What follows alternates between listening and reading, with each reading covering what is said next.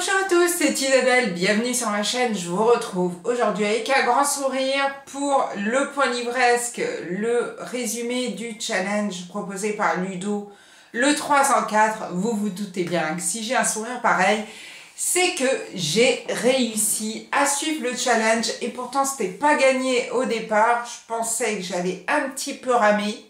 Au final, j'ai le sourire, j'ai réussi. Par contre, mon bilan est quand même pas mal mitigé parce que, voilà, sur les 3 livres et demi, parce que le 4e que je m'étais rajouté, bon, je ne l'ai toujours pas fini. Et c'est vrai qu'il n'y en a vraiment que un qui m'a vraiment botté et un autre qui m'a laissé un petit peu mitigé, qui ne me laissera pas un souvenir impérissable, mais qui n'a pas été non plus horrible à lire. Et on va donc commencer par le premier livre que j'ai lu. Il s'agit de Leurs enfants après eux de Nicolas Mathieu. C'est paru chez Actes Sud. Et comme vous le savez sûrement, c'est le prix Goncourt de cette année. J'avais envie de le découvrir. Alors je suis pas une adepte des lectures, des prix et tout. Bon, étant donné que je bosse en médiathèque, il faut quand même que je me tienne un petit peu au courant de tout ce qui se passe. Donc j'ai un peu plus tendance à me booster pour les lire. Il y en a certains qui me plaisent énormément. Je pense d'ailleurs à Leila Slimani en 2016. J'avais beaucoup aimé Chanson douce. Celui de l'année dernière, je ne l'ai pas lu, mais bon, je vais peut-être essayer, parce que j'ai vu qu'il n'était pas trop épais, donc je vais peut-être essayer de me le lire. Et j'ai donc eu envie de découvrir celui-ci.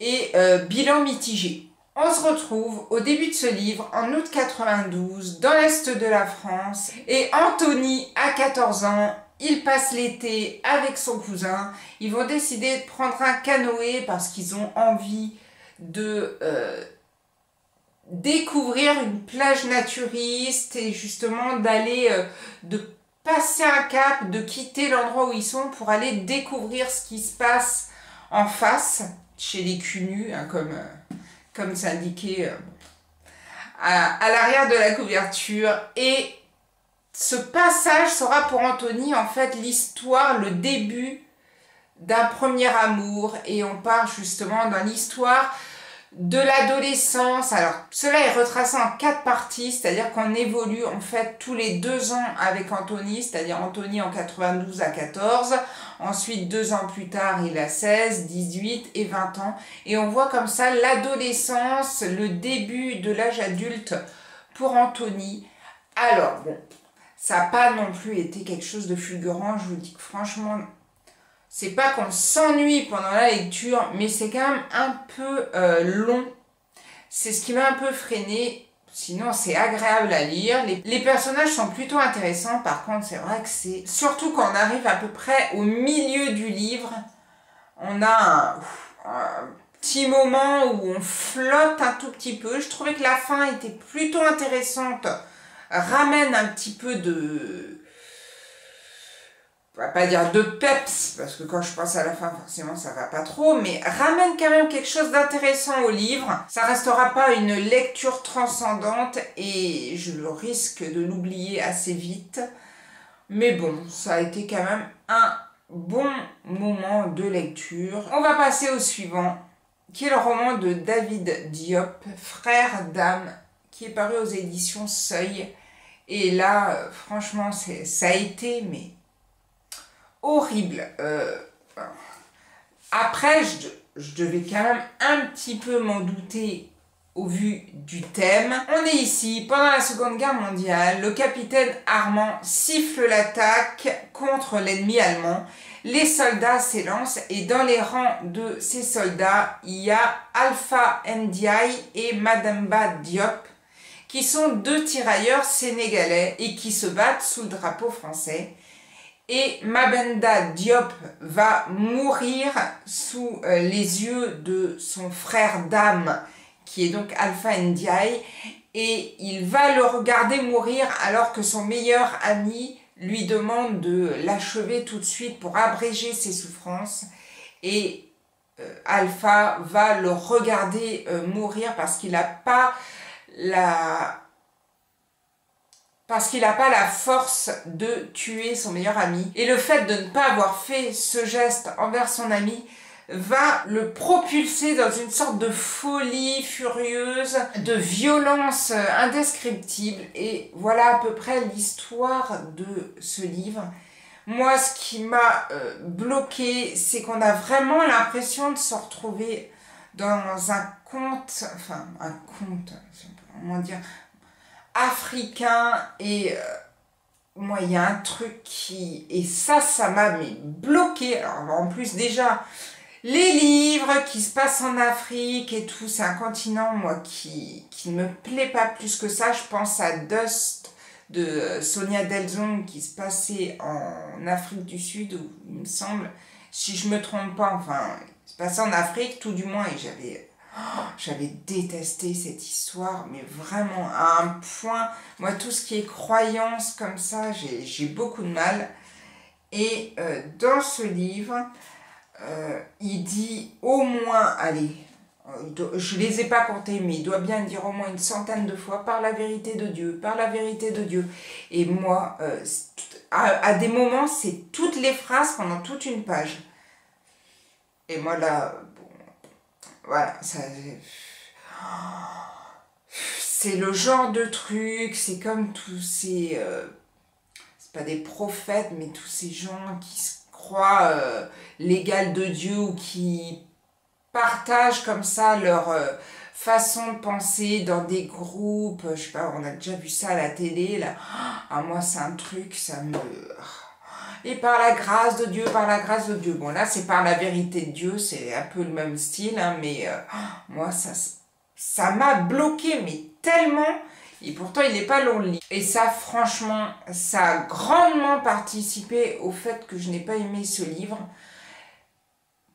J'ai pas forcément accroché au personnage d'Alpha non plus, même si c'est dommage parce que au départ, la 4e de couverture me donnait vraiment, mais vraiment envie. Et je pensais pas que ça allait être écrit de cette façon.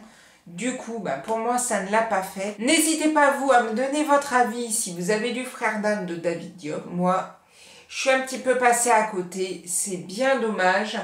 J'ai ensuite lu, et là, ça a quand même été une belle découverte. J'ai lu Khalil de Yasmina Khadra, paru aux éditions Julliard. Et là...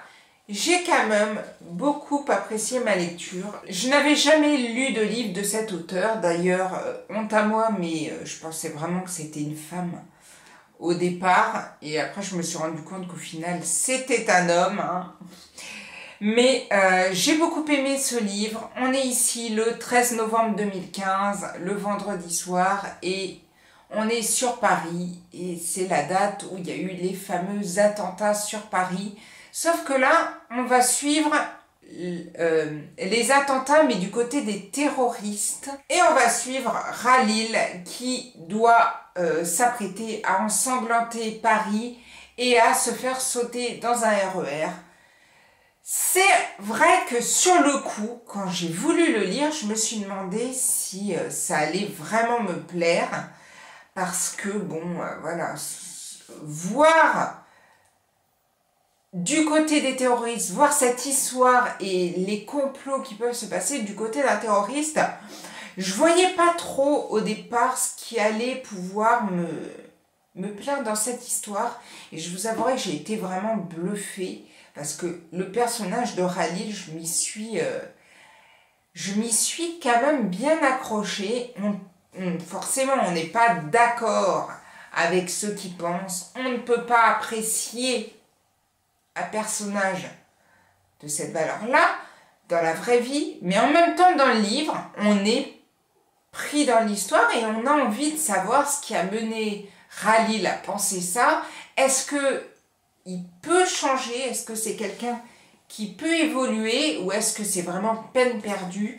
Et franchement, n'hésitez pas à lire ce livre. C'est très très bien écrit en plus. Je pense que du coup, je me laisserai peut-être tenter par d'autres livres de cet auteur.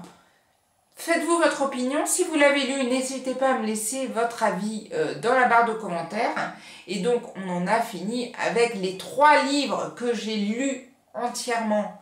Ce qui faisait que j'avais bien lu les 3 livres en 4 jours. J'ai voulu un petit peu faire du zèle en me disant que je pourrais peut-être lire 4 livres. J'ai sorti le dernier que j'avais mis dans ma pile à lire, qui est le livre de Jean-Paul Malaval, Adélaïde au bord de la falaise, paru chez Calman Lévy. Et je vous avais dit que ça se passe en Bretagne, c'était un petit peu pour ça que je l'avais choisi. Et là, il doit me rester 130 pages, ou 100... Oui, il doit me rester à peu près 130 à 140 pages. Et je rame. Et j'ai déjà ramé pour arriver jusqu'aux 170 pages. Et là,